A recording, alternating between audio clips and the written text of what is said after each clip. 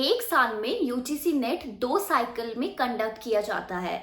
लेकिन अगर मैं सिर्फ एक साइकिल की बात करूं तो मोटा मोटा आपके पास मिलता है सिर्फ 100 दिन प्रिपेयर करने के लिए, क्योंकि एक महीना स्टार्टिंग में हम प्रीवियस एग्जामिनेशन के रिजल्ट में वेस्ट कर देते हैं, उसके जो आपके पीवाईक्यू है उसकी एनालिसिस में वेस्ट कर देते हैं, और आगे अपकमिंग जो एग्जामिनेशन हमारा साइकिल आने वाला है उसकी पीवाईक्यू एनालिसिस, उसके मॉक टेस्ट, इसमें हमारा टाइम जाता है। तो रह सह के हमारे पास एक प्रोडक्टिव 100 डेज होते हैं जिसमें हम प्रिपेयर हमें करना है।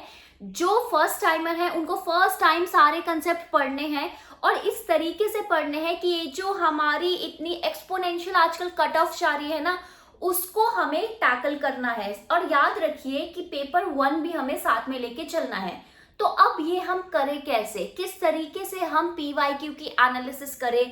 क्या बार बार ये जो ट्रेंड चेंज होता रहता है, कभी किसी यूनिट में से ज्यादा क्वेश्चन आ गए, कभी किसी यूनिट में से ज्यादा क्वेश्चन आ गए, हमें इस पे कितना ध्यान देना चाहिए, हमें एआई का कैसे यूज करना चाहिए अपने प्रिपरेशन जर्नी में, और हमें मोस्ट इम्पॉर्टेंट क्या किस तरीके से एक बैलेंस लेके चलना चाहिए। अगर आप वर्किंग हो या आप नॉन वर्किंग हो तो कितने टाइम आपको स्टडी करना है पेपर 1 के लिए, पेपर 2 के लिए। बिकॉज अभी पिछले कुछ साइकिल से हमने एक चीज जो कॉमन देखी है वो ये देखी है कि जो पेपर 1 है उसका डेटा इंटरप्रिटेशन बहुत ही मुश्किल आ रहा है। उसमें कुछ क्वेश्चंस ऐसे आ रहे हैं जो हमें लग रहा है कि यार ये बाहर से है, तो क्या उस पर कितना हमें फोकस करना चाहिए।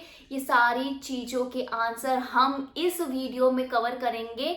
और हम बात कर रहे हैं दिसंबर 2025 साइकिल की। सारे जितने भी दुख दर्द पीड़ा है वो इसमें हम कवर करने वाले हैं। देखिए जो UGC, but first of all welcome to my channel and I am your political science UGC NET mentor Preeti Bora. अगर आपको कोई भी क्वेश्चन है, फर्स्ट ऑफ ऑल आप कमेंट सेक्शन का यूज कीजिए, आप मेरा टेलीग्राम ग्रुप ज्वाइन कीजिए और आप इस वीडियो को लाइक कीजिए और सबके साथ शेयर कीजिए, बिकॉज ये सबका कॉमन इशू है। देखिए यूजीसी जो नेट एग्जामिनेशन है ना, साल में चाहे 2 बार कंडक्ट हो, लेकिन इसका थोड़ा बहुत समझ लेते हैं। जेआरएफ की जो आपकी कट ऑफ हो रही है वो बहुत ज़्यादा हाई जा रही है। अगर बाय चांस आपने सिर्फ नेट क्वालिफाई कर लिया है तो वो सिर्फ एक क्वालिफिकेशन है, उसके बाद भी आपको एक नई स्क्रूटिनी आप पे लगती है, ठीक है। उसके बाद आपको अलग कंपटीशन में एक आपका है कि सिर्फ ये एलिजिबिलिटी है कि आप असिस्टेंट प्रोफेसर आप बन सकते हैं। कभी भी किसी स्टेट में वैकेंसी निकलती है तो फिर आप सिर्फ एलिजिबल होते हैं, उसके बाद आपको अलग एक कंपटीशन में, असिस्टेंट प्रोफेसरशिप के कंपटीशन में आपको रेस में या इंटरव्यू में आपको जाना होता है। सेम गोज फॉर अगर आपका डीयू में हो रखा है तभी भी आपको इंटरव्यू देना पड़ता है। और अगर आपको पीएचडी करनी है तो हमारी जो तीसरी कैटेगराइजेशन है पीएचडी ओनली, वो भी आपको क्वालिफाई करनी पड़ेगी, तभी जाके आप पीएचडी कर पाएंगे, ठीक है। तो ऐसे में 100 दिन को हम कैसे प्रोडक्टिवली यूज करें, ठीक है। सबसे पहले तो एआई का यूज कैसे करें, क्योंकि देखो एआई ने हमारी लाइफ इजी तो बनाई है, तो उसे किस तरीके से यूज करें। देखो सबसे पहले ये चीज है कि हमारा कुछ पता नहीं होता, कभी कोई यूनिट में से ज्यादा क्वेश्चन आ रहे हैं, कभी कोई यूनिट में से ज्यादा क्वेश्चन आ रहे हैं, तो क्या हमें कुछ पर्टिकुलर यूनिट को ज्यादा इंपॉर्टेंस देनी चाहिए? माय आंसर इज नो, ठीक है। येस टू सम एक्सटेंट, किसी 3-4 यूनिट के लिए जो मैं बोलूंगी, जो मेजर यूनिट है, कुछ माइनर यूनिट्स हैं, ठीक है ना। मेजर यूनिट में मैं आपको बता देती हूँ कि देखो थिंकर्स हमको पता है आते हैं, राइट, लेकिन थिंकर्स से ज्यादा इंपॉर्टेंट है कि यार आपको हमको पता है कि यार पॉलिटिकल थ्योरी के कंसेप्ट पूछे जाएंगे, क्योंकि एक बार आपको पॉलिटिकल थ्योरी के कंसेप्ट आएंगे तभी जाके आप थिंकर की जो पॉलिटिकल आइडियोलॉजीज है वो समझ पाओगे। तो आपके लिए पॉलिटिकल थ्योरी, अब मैं सिर्फ एग्जाम पर्सपेक्टिव से नहीं बोल रही, बट वैसे ज़्यादा इंपॉर्टेंट हुई क्योंकि वो आपकी एक फर्स्ट स्टेप है एक कंसेप्चुलाइजेशन का, कि जो आप कंसेप्ट बना रहे हैं, ठीक है, उसके लिए आपके फर्स्ट सीढ़ी है, ठीक है ना। सेकेंड अगर मैं बात करूं तो पहले हम दिसंबर साइकिल की बात कर लेते हैं हल्का सा, एंड देन हम अपने सिलेबस पे वापस आएंगे और स्ट्रेटेजी वाले पॉइंट पे वापस आएंगे। तो देखिए दिसंबर साइकिल सबसे पहली बात कि टाइम पे होगा, क्योंकि अब जो एनटीए है वो बहुत ही चीज़ें टाइमली बेसिस पे कर रही है, बहुत ऑन पॉइंट ऑन शेड्यूल है, सब कुछ सही तरीके से हो रहा है। तो ये आप सोच सकते हो कि नेक्स्ट मंथ सितंबर में आपके फॉर्म्स निकल जाने चाहिए। अगर आपके सितंबर में फॉर्म्स निकलेंगे तो अक्टूबर तक आपको पता है कि फॉर्म फिलअप वगैरह वाला ये वाला ही इशू होगा, ठीक है। चाहे सितंबर स्टार्टिंग में निकले या एंड में निकले, उसके बाद आपको पता है कि एक प्रोसेस है कि करेक्शन विंडो वाला स्टेज आती है, देन आपका सिटी अलॉटमेंट होता है, देन आपका admit card, then exam date, ये सारी चीज़ें होंगी। And by the end of this year दिसंबर में आपका एग्जाम कंडक्ट हो जाएगा, जनवरी में आपका रिजल्ट आ जाएगा, एंड देन हम अलग जो जून 2026 साइकिल की हम बात करेंगे। तो पहला जो पॉइंट है कि इस बार जो आपका शेड्यूल रहने वाला है वो बिल्कुल ही ऑन टाइम रहने वाला है। और मुझे जितना पता है कि आपने अभी तक का टाइम बिल्कुल वेस्ट कर दिया होगा जून के अटेम्प्ट के लिए, कि वेट करने के लिए, एनालिसिस करने के लिए। तो अब अगर मैं देखूं 15 अगस्त से, चलो हम टाइम लगाते हैं, 15 अगस्त के से अगर मैं टाइम फिर भी लगाऊं तो सितंबर, अक्टूबर, नवंबर का ये 3 महीने का टाइम है। नवंबर एंड का अगर मैं टाइम लगा लूं तो ये 100 डेज है आपके पास, जिसमें आपको सिलेबस पूरा कंप्लीट करना है। और सिर्फ कंप्लीट नहीं करना, इस तरीके से कंप्लीट करना है कि आपको बाकियों से भी कंपीट करना है। तो ये कैसे होगा? अगर मैं नवंबर तक का टाइम इसमें लगा दूंगी तो मैं मॉक टेस्ट कब करूंगी, मैं पीवाईक्यू कब करूंगी? तो हम पहले बात प्रिपरेशन कैसे करते हैं इस पे बात करते हैं। बट अगर किसी को नहीं पता तो मैं बता देती हूँ, यूजीसी नेट एग्जामिनेशन में कोई भी नेगेटिव मार्किंग नहीं होती। पेपर 1 में 50 क्वेश्चंस आते हैं, पेपर 2 में 100 क्वेश्चंस आते हैं। 100 क्वेश्चंस आपके सब्जेक्ट स्पेसिफिक होते हैं, विच मीन्स कि आपने जिस सब्जेक्ट में पीएचडी करनी है या जिस सब्जेक्ट से आपने फॉर्म भर रखा है वो सब्जेक्ट के 100 क्वेश्चन होंगे एंड कंप्लीटली उसी सब्जेक्ट के होंगे, ठीक है, और कोई सब्जेक्ट नहीं होगा। बट जो जनरल पेपर है वो सबके लिए कॉमन होता है, विच मीन्स कि सबके लिए, चाहे आप कोई भी सब्जेक्ट से यूजीसी नेट का एग्जामिनेशन दे रहे हो, सबके लिए सिलेबस कॉमन होता है। पेपर तो रोज अलग अलग आएगा, हर एक शिफ्ट में पेपर चेंज होगा, बट सिलेबस एक कॉमन होता है, पैटर्न एक कॉमन होता है, ठीक है, कि इस तरीके से क्वेश्चन आएंगे।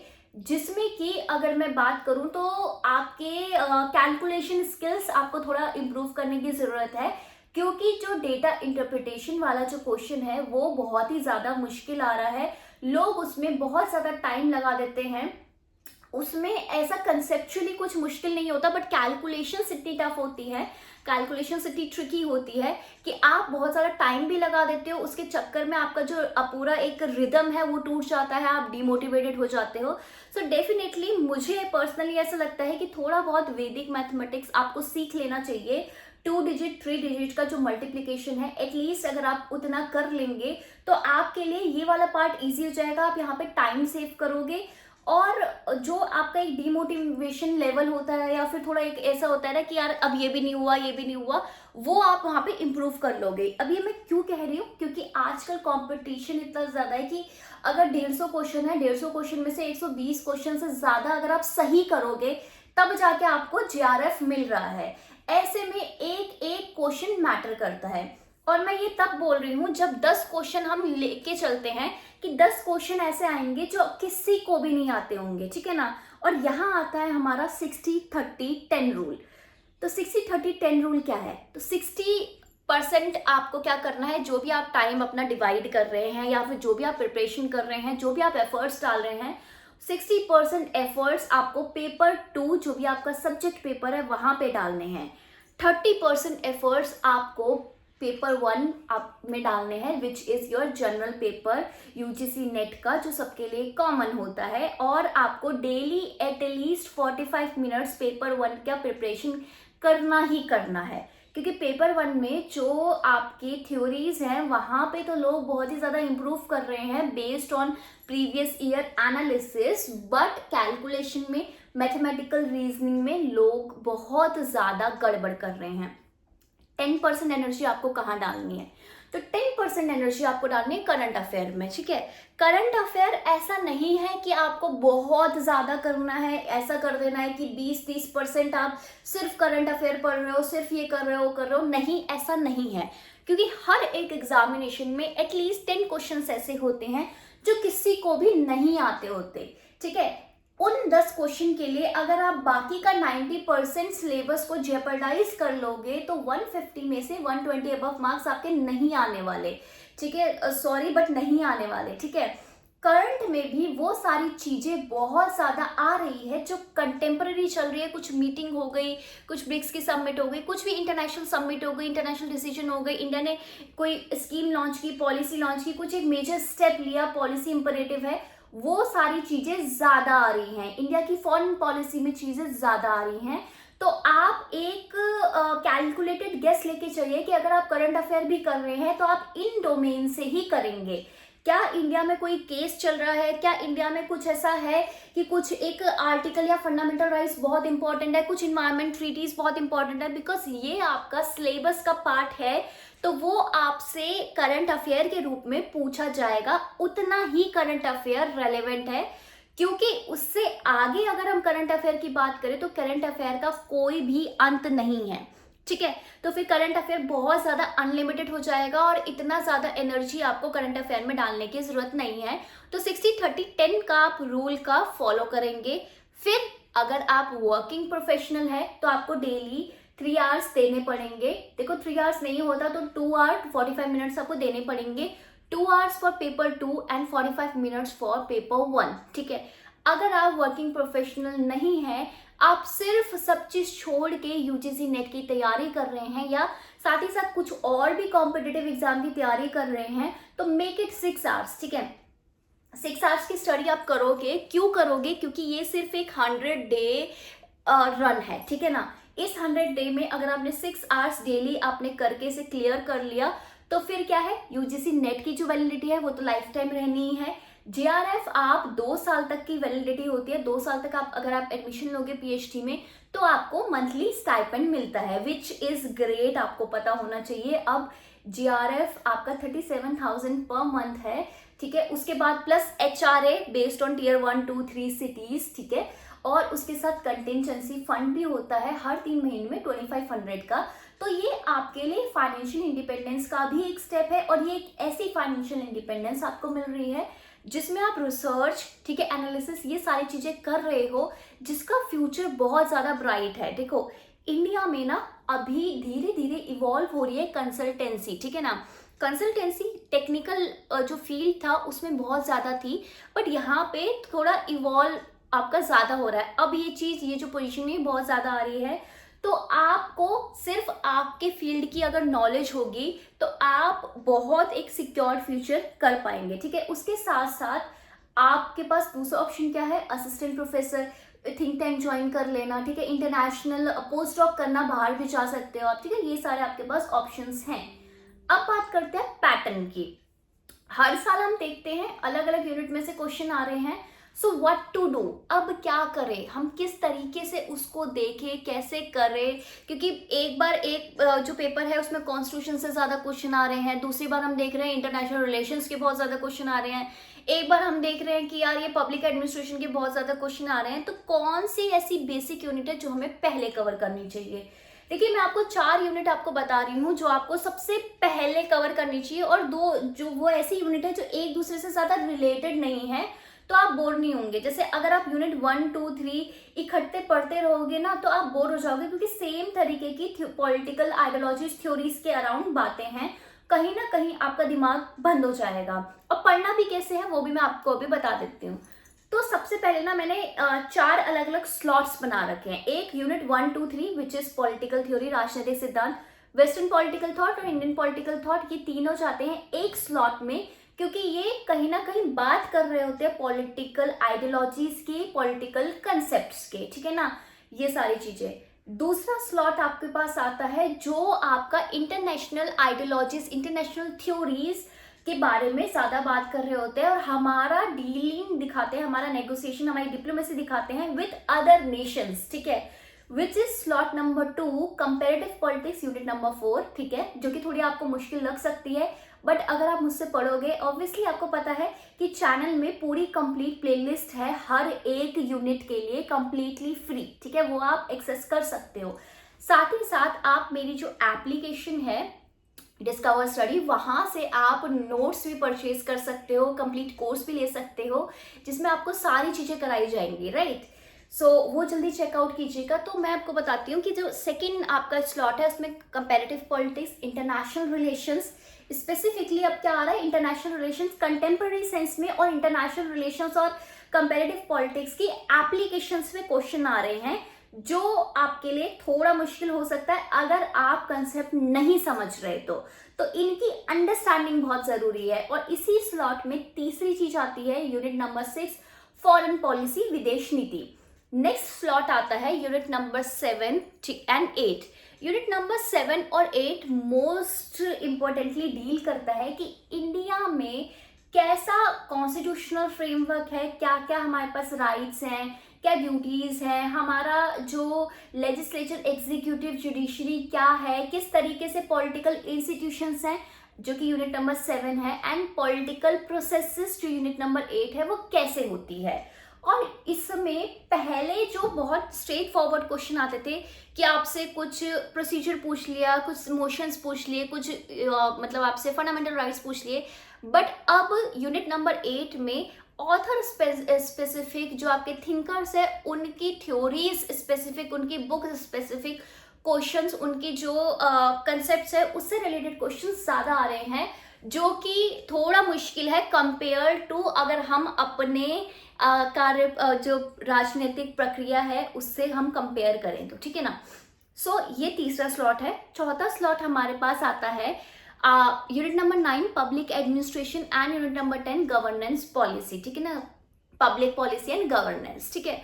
सो आपको कैसे पढ़ना है, तो सबसे पहले आपको तो सिलेबस पूरा क्रैम कर लेना है, ठीक है, याद कर लेना है, मतलब एक तो प्रिंट आउट निकाल लो, ठीक है, हर एक सिलेबस के बारे में चीजें पता होनी चाहिए। फिर क्या करना है, सीधे पढ़ने जाना है नहीं, आप पिछले 5 साल के जो प्रीवियस ईयर क्वेश्चन जो पेपर आया है ना पूरा, वो पेपर आप डाउनलोड करोगे। कहाँ से करोगे, एनटीए की ऑफिशियल वेबसाइट में आपका एक डाउनलोड का ऑप्शन होता है, वहाँ पे आपको सारे पेपर मिल जाते हैं, राइट।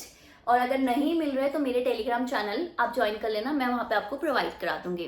तो कोई भी टॉपिक पढ़ने से पहले, अब हम ऐसा क्यों कर रहे हैं, क्योंकि हमारे पास लिमिटेड टाइम है, नवंबर एंड तक हमारा सिलेबस कंप्लीट होगा, उसके बाद 15 दिन के अंदर हम पेपर कैसे देंगे, हमने ना मॉक टेस्ट किए हैं, हमने ना तो पीवाईक्यू किए है, तो how to do that.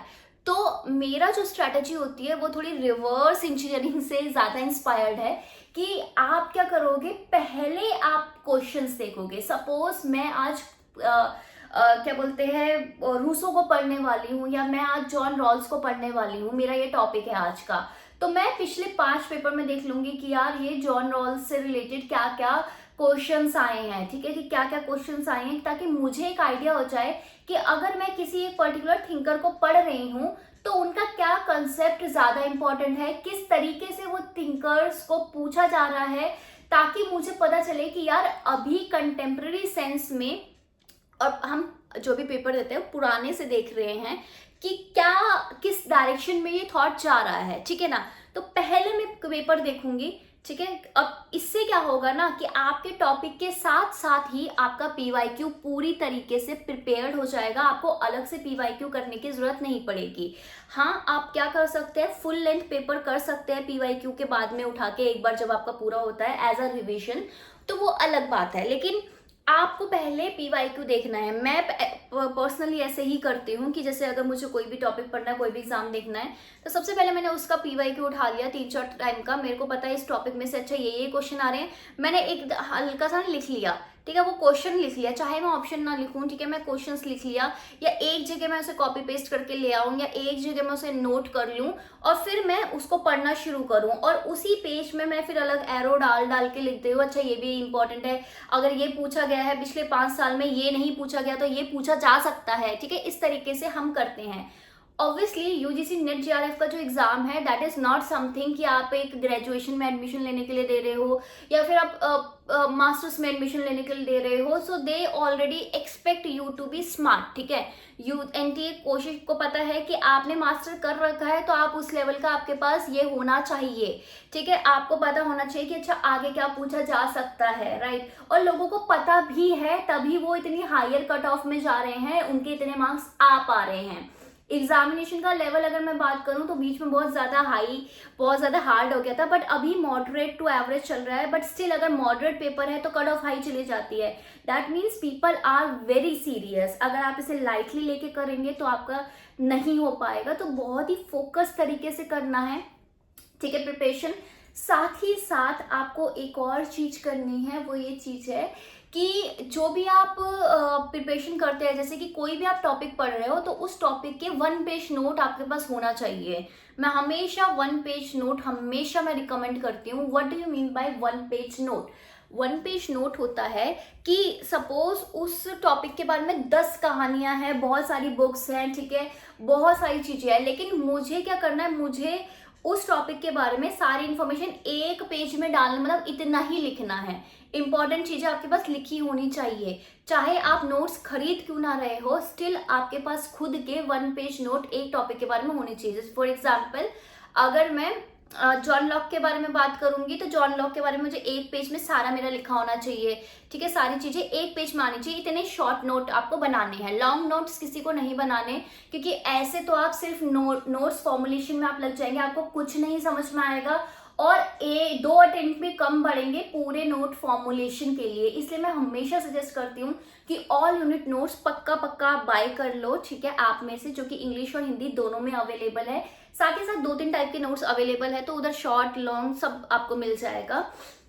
A1 page इसलिए होता है कि सपोज आपका पीजीटी का एग्जाम है, सपोज आपका सेट का एग्जाम है, सपोज आपने नेट का एग्जाम देना है, तो मुझे जल्दी से 2 दिन में मेरे को पूरी 10 यूनिट का रिवाइज करना है, तो वो बहुत जल्दी हो जाता है, ठीक है ना, वो लास्ट मोमेंट के लिए आपको चाहिए होता है, राइट।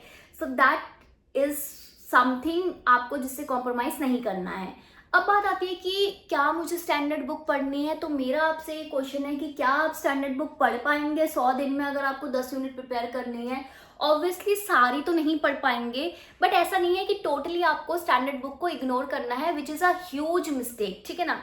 तो थोड़ी थोड़ी, जैसे अगर मैं बात करूंगी तो आपको यूनिट नंबर 1, यूनिट नंबर 2, ठीक है, ये 2 यूनिट है, इनके लिए तो स्टैंडर्ड बुक से थोड़ा थोड़ा टेक्स्ट आपको चाहिए होगा, राइट। यूनिट नंबर 1 में पक्का चाहिए होता है। यूनिट नंबर जो 9 है आपकी पब्लिक एडमिनिस्ट्रेशन, उसके लिए आपको थोड़ा बहुत चीजें चाहिए होती है।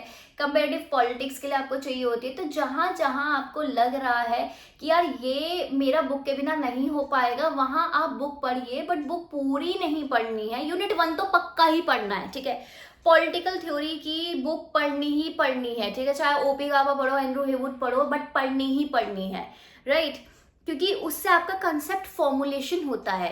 और आपको कैसे करना है, मैंने 4 स्लॉट्स बताए थे ना, तो आपको क्या करना है, एक यूनिट स्लॉट 1 से, फिर दूसरी यूनिट स्लॉट 2 से, स्लॉट 3, स्लॉट 4, ऐसे चेंज करके पढ़ते रहना है, सो दैट आप बोर भी ना हो, ठीक है। इस तरीके से आपको प्रिपेयर करना है। अब मैं obviously I was too busy in my own research, आपको पता ही है। सो अब मैं वापस आ गई हूँ। सो अब से कल से हम डेली हम कोई ना कोई टॉपिक कवर करेंगे यहाँ पे आके। सो स्टे ट्यून्ड, वीडियो को लाइक कीजिए। जो भी आपके दुख दर्द पीड़ा है वो आप कमेंट सेक्शन में आप पूछ सकते हैं मेरे से। आपको चाहिए कि यार ये यूनिट का ये वाला टॉपिक पहले हो जाए, तो वो भी आप पूछ सकते हैं। आप चैनल में जाके हर एक प्लेलिस्ट आप देख लीजिए, फ्री कोर्स का प्लेलिस्ट है जिसमें सारे यूनिट्स मैंने एक अच्छे से एनालिटिकल वे में करा रखी है, तो वो आप डेफिनेटली कर सकते हैं। So bye bye, take care, have a nice day, और चैनल के साथ बने रहिए। और अगर पीएचडी सिनॉप्सिस में कोई हेल्प चाहिए आपको, तो उसके लिए भी मैंने कोर्स लॉन्च कर रखा है। साथ ही साथ जो लोगों को टॉपिक में दिक्कत आ रही है तो उनकी भी मैं हेल्प कर रही हूँ। तो कोई भी प्रॉब्लम हो तो बेझिझक आप रीच आउट कर सकते हैं, कमेंट के थ्रू भी और टेलीग्राम के थ्रू भी। सो बाय बाय, चैनल को सब्सक्राइब जरूर कीजिए, and all the best for your preparation.